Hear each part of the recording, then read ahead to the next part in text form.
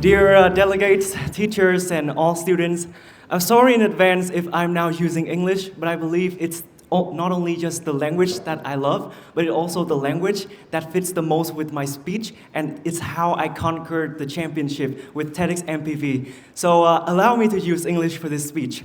And before starting my speech, I would like to invite all of you guys to my first activity. I want all of you guys to close your eyes for 5 seconds. Think about when you were 5 years old, inside of a room that's full of darkness, of ghosts. Chúng ta sẽ cùng nhắm mắt lại, sau đó tưởng tượng rằng chúng ta đang là một đứa trẻ 5 tuổi. Chúng ta sợ ma, chúng ta ở trong một căn phòng tối tăm và 5 giây của chúng ta bắt đầu. 5. Thank you. And now I want to ask more about your feeling. Were you scared? Were you having a strange emotion? Or basically, you were very nonchalant in that case. For me, I have a special fear for ghosts, for darkness. Every single time I saw a ghost, I imagine a ghost, or I am put in a dark, I try to protect myself as much as I can. And I thought that there's something that's gonna attack me. But at the same time, I wanted to become the confident hero, the one that fears nothing, the one that can easily protect myself from that imaginary ghost. But what I did seems to be totally opposite. I was fearful, I was nervous, I was trying to protect myself, I was trying to pull my leg inside of the blanket, run as fast as I can outside of the door so that I can be safe after all. But did you notice something that seems to be different and very strange? I was actually the hero, and the people who are scared of dark but had the same action as I did, I define it as courage, but a courage in disguise. Some people might define it as cowardice because everything we did seems to be nervous, seems to be insecure, right? But did you notice that at the end of the day, your goal has still been reached and you are still successful after all? And that was the moment I realized my first ever fault. The fault that I believe that I was really insecure. But the second fault is when I thought confidence meant that you are not able to fear anything in your life. It means that you're so brave that you can defeat anything.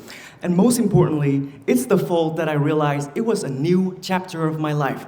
And that is exactly the topic that I want to bring to you guys today. The fault between fear and confidence. The first guy, the guy that appeared in my life, is the confidence guy. It's the one that I love. It's the image of myself standing in front of the stage, confidently present to all of you guys. And I love that feeling. But at the same time, there is also another guy existed in my life. His name is Insecurity.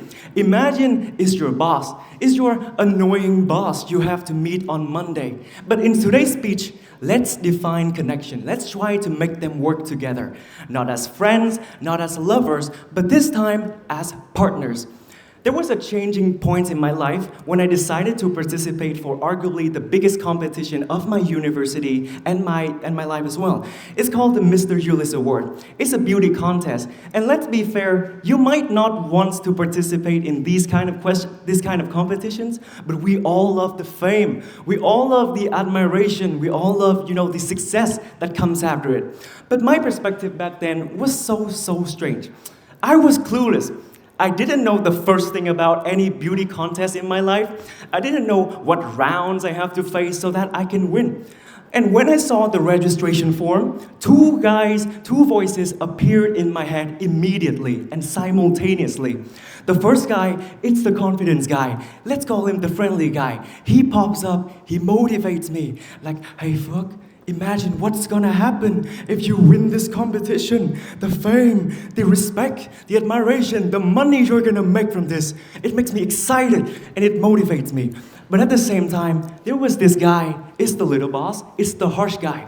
He pops up, he disrespects me, he insults me. He basically like, hello, did you remember the first time you were standing on the stage? You were crying, you couldn't even finish your speech. Now you wanted to be the champion.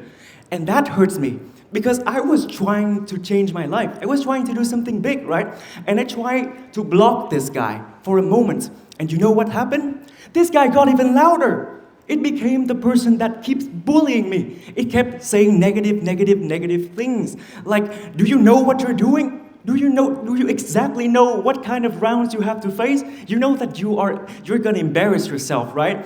And it hurts me mentally and physically. And bear that in mind, the pressure here was never coming from anyone else. It was not coming from my enemies. It was actually coming from myself, my inner self. And it hurts me because the the action it makes me do back then when I was insecure was really, really strange. I forced myself to read the competition's rules 5 times a day. I read other people's profile. And back then, I was a freshman. I was basically sinh viên năm nhất, as people said. Obviously, when you're a freshman, you have nothing to show to the judges, right? Like you would probably think that you're not going to be able to win this because you're too young to do so. I thought about every round. At least I thought about how can I minimize the chance that I could be embarrassed on the stage. I thought about every of my weaknesses, the chance that I could fail this competition, and I tried to figure out a solution for each difficulties. Every single morning, I wake up, I tell myself, I have already won this competition the moment I decided to join, just to motivate myself a little bit. But did you notice something strange? That harsh guy, insecurity, it was not actually stopping me. It was not actually disrespecting me or anything. It was actually helping me. It was redirecting me to the right path without anyone's help, without any teachers, without any friends, without any mentors. I am now a person who know what I'm lack of to become the champion. It's like give me a checklist that I have to fill it so that I can become the champion. And that was the changing point of my life because I was never a model. I didn't know how to catwalk. And my mentor, she hated when I make the same mistakes every single day. But I kept on training because I am scared for the decisive moment I could embarrass myself, right? I never knew how to sing. So I chose the song that's basically the easiest one that fits the most with my voice. And at least I got some nice pictures. And the most important thing here is that I never knew what's going to happen. But the thing that I know is that I know that I'm not gonna know. I know that I'm gonna be embarrassed. I know that I'm gonna be insecure. The thing is, I have to figure out what do I have to do to overcome that weakness. And that was the moment I realized the insecurity method. It was very, very strange. It's like a boss that I told you before. He's very, very harsh. He handed me a list of everything I lack of. But in the cruelest way possible, that most people are not able to listen to it and to improve it because those are the advices that seems to be very, very harsh, seems to be very disrespectful. It's like someone roasting in your face instead of nicely telling you what to do. And I can guarantee you the moment I was on the stage, I was still shaking, I was still scared, I was still stumbling when I answered for the decisive question. But I'm all ready for that. I know that I'm gonna shake. I know that I'm gonna have a very, very tight chest. But the thing is that I know every of that is gonna happen. The thing is, I have figured out the solution to live even with my fear, and that is when the confidence is made out of my experience. For the first time ever, I got the answer for myself, for my younger self, that I was always wondering why fear was always trying to attack me. Just to realize that it was not blocking me. It was low-key helping me. But when I was younger, I was not able to realize it and accept it as an advisor in my life.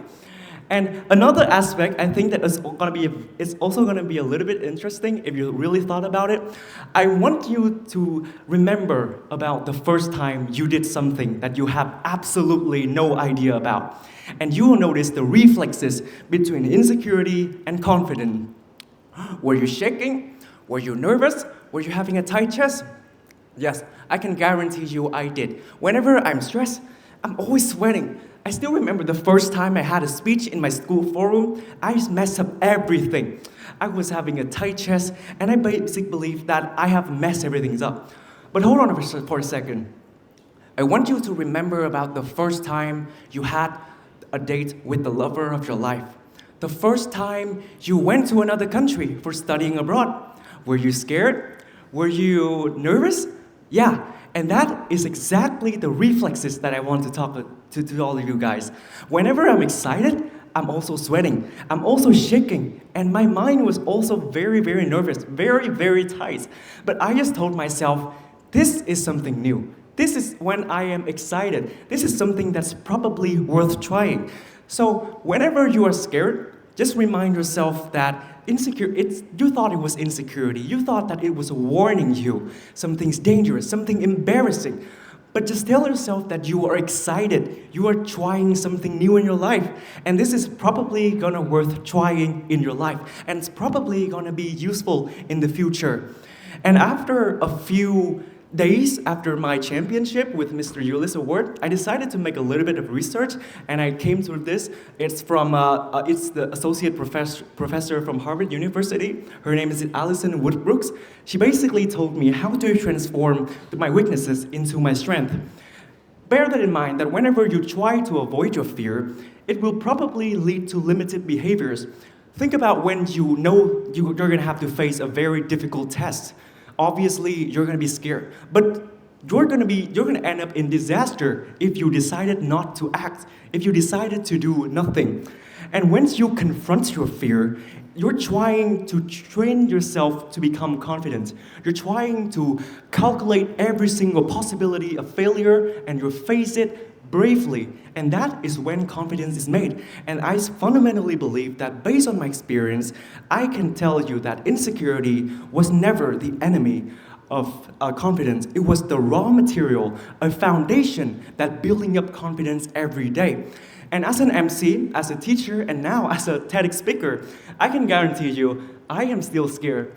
Standing in front of you guys in one of the most memorable stages in my life, TEDx, I am still very scared.